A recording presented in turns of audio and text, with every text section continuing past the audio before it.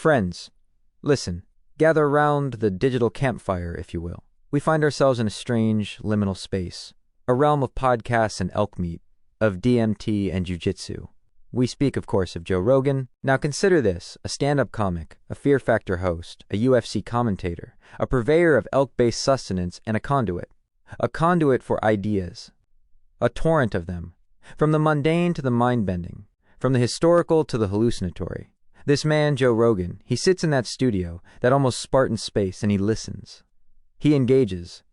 He probes. He allows the currents of thought to flow, sometimes turbulent, sometimes serene, often unfiltered. Think of the sheer volume, hundreds upon hundreds of hours, a vast, sprawling audio tapestry, woven with threads of philosophy, science, conspiracy, and the primal scream of human experience.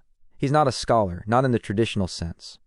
He's a gatherer of minds, a collector of perspectives, a man who, with a microphone and a healthy dose of skepticism, invites us to question.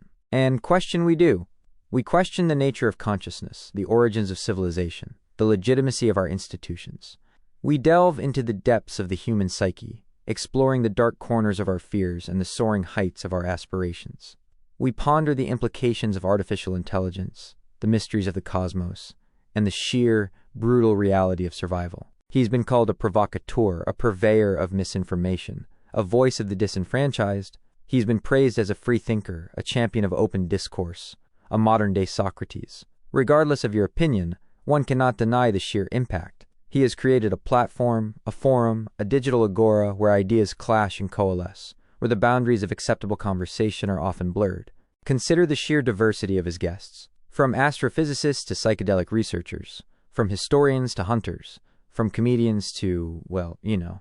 He casts a wide net, and he pulls up a fascinating, often unsettling catch. A catch that forces us to confront our own biases, to examine our own assumptions, to grapple with the uncomfortable truths of our existence. And what is the result?